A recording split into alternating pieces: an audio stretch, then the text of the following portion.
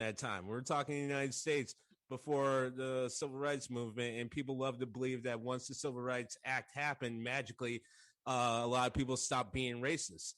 Not the case. The man was probably raised with a lot of horrible racist notions. He utilized that, but I think he also understood to cause the type of chaos that he was looking to do, it was going to be really easy to do on the racial lines that have not been healed yet.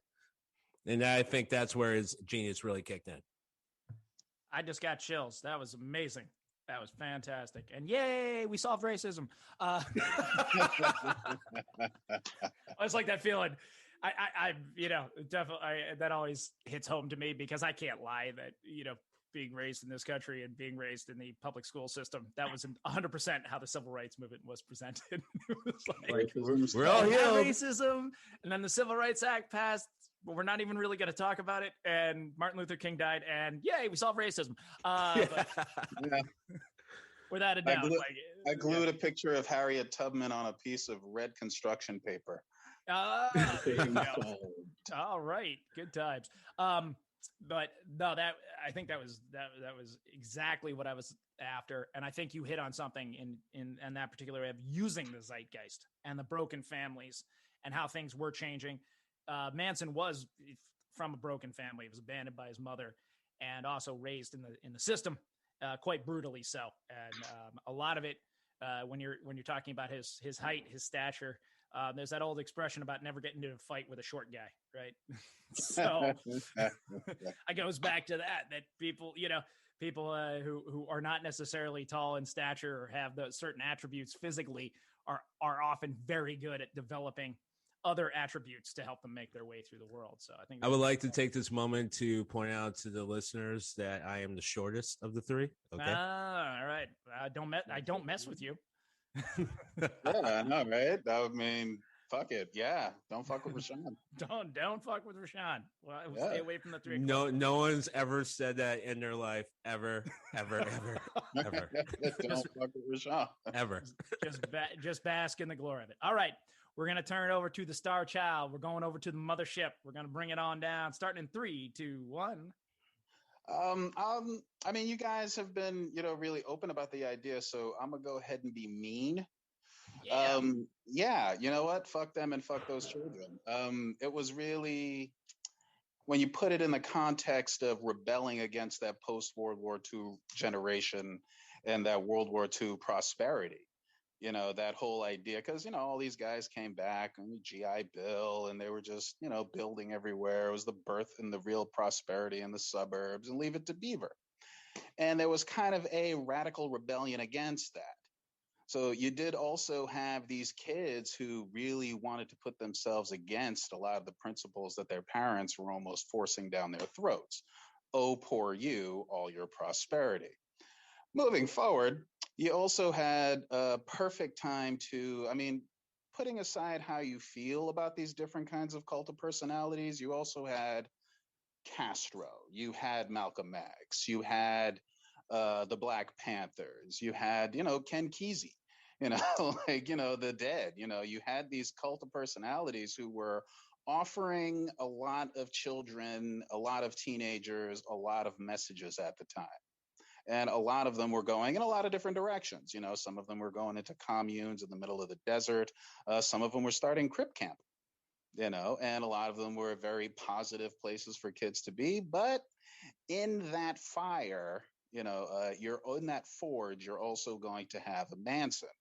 Now, in one sense, it's like, how does this ugly little man who, doesn't have a hell of a lot of charisma outwardly, but that's exactly it. Like, he compensated with his charisma. So even though he was tiny, he had passion, he had drive. And whether you understood that long streaming strain of gibberish or not, he had an answer for everything. You did not catch Charles Manson without a meandering, passionate, driven answer for anything that you wanted to hear. Unlike, eventually when you challenge somebody about religion, they're going to start stammering and say, shut up and pray. Not Manson. Manson was going to tell you to go somewhere. He was going to tell you to do something. And that and the fact that apparently he had the sexual prowess of a room full of roided out porn stars on Viagra. Like he was banging each and every one of these chicks in his little tribe. And apart from that, he was sending them in a direction where they felt like they were going to make their mark.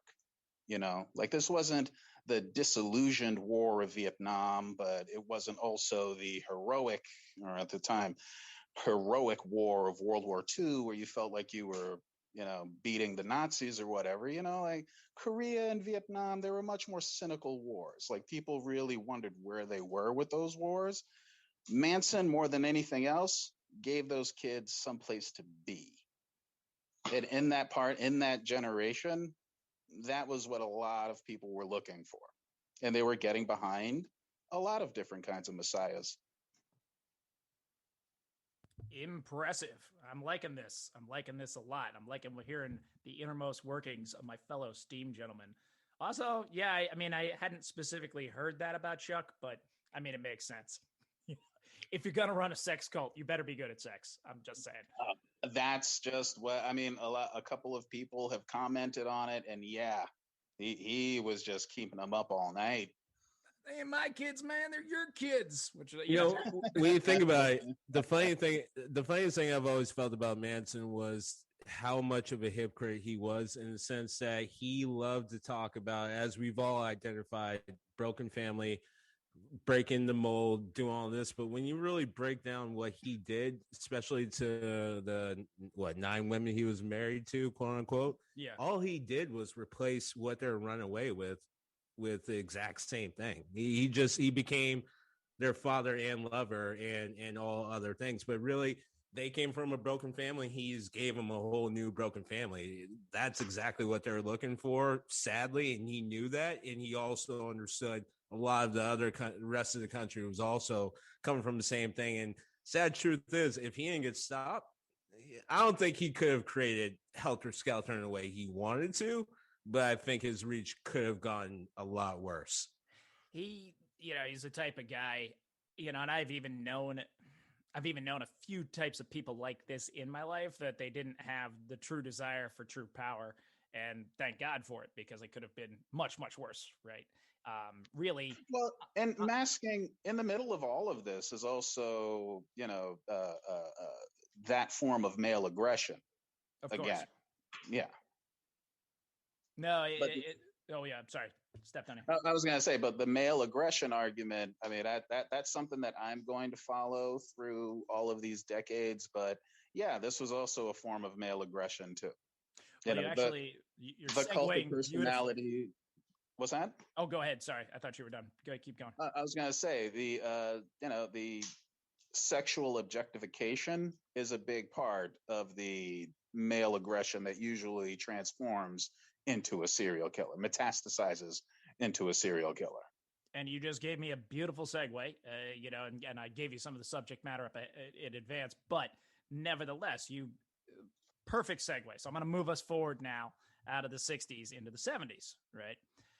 And in the 70s, we have Ted Bundy, Theodore Robert Bundy, Mr. Handsome himself, right?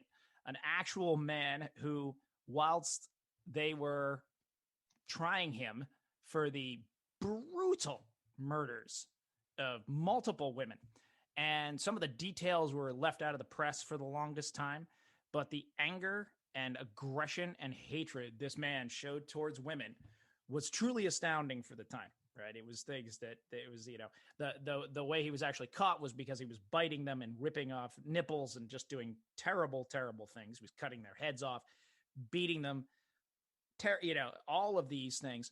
But here was a guy who, interestingly enough, you see when he's talking, he's the antithesis of Manson. Right. He's well groomed, well kept, college student, law student, seems to have his proverbial shit together, has a girlfriend. I've seen interviews with her. Somewhat of a personal thing on this for me is, and what I say the zeitgeist, and going back to here, is we have the women's movement, right? Formerly known as women's liberation. We don't, just referring to what I remember it being called back in the day. Not saying it had to be called that now, but definitely the women's movement. Particularly Many where, moons ago, yeah. yeah, particularly where he lived out there. He was out in the. He started in the Seattle area, and then moved up, and then by the end of his spree, went all the way out to Florida. But you had women, and I say the personal part of this for me is I've watched a lot of documentaries on this, and I watched a very good documentary on this. That was trying to put more of this from the women's point of view. It was mostly about his girlfriend and his girlfriend's daughter, who of course lived with him, and then a few one of his survivors and a few other things of people who'd come close in close calls with him. And it was just interesting because the women and their styles all reminded me of my mother. So, we can call my shrink on that one. But it was definitely from that time frame. And here you had a man who showed such outward. He didn't show outward. He had these intense bouts of absolute hatred towards women and these intense bouts of violence toward them. But yet, when he's put on trial, there's footage after footage after footage of women talking about how, well, he's pretty handsome, right? And I think he's just a handsome, well put together guy. So we have that collision within the zeitgeist of women who want to be more, who want to have more control over their economic status, more control over their sexuality, more control of their place in the home, coming up against really the worst nightmare of this, but still somehow expressing some form of finding him attractive, right? Or not all women, of course, but I'm just referring to how he hit the scene. So since you set that scene so well with male aggression, Greg, I'm going to kick it back to you for your 4 minutes. Well, that was the thing about Bundy, wasn't it? I mean, he was a good-looking guy, and again, that charisma, but charisma and confidence to the point where, yes, you objectify everyone. They become a thing, things for your amusement, things for you to use because you're so high on yourself. In the case of Ted Bundy, it was absolutely that, where sometimes he couldn't even help but, let a brag slip, like he had to accidentally, support a story about him in the newspaper to other people. Like he couldn't help himself. And it was that kind of, he is the quintessential example of the psychopath, the serial killer that is confident. Usually they are tweaky little weirdos like your Manson. Sometimes they're total, they look like losers, you know what I mean? Like Sam Berkowitz. But in his case, yeah, it makes perfect sense that this man's a psychopath because when you are that good looking and you are a white man in America, what are the points of having rules apply to you? Why would you ever consider having rules apply to me? No, absolutely not. I am a god on earth. I am a modern day Viking. So in his mind, yeah, these women, even if they were, pushing for any kind of women's liberation, it really didn't matter. For him, they were objects. And it's also important when we're talking about this male aggression, we also have to make sure we remember that, the wolves and the lions, they kill the babies. They go after these women because they are weaker, because they are catching them off guard, or because they're catching them at a moment where they are looking at him affectionately. And so that glare is one thing to women, but it's something else to men. And I think, especially in that conversation, like, we're having a lot of that post Me Too movement. What does male gaze mean? And what does male gaze mean to women?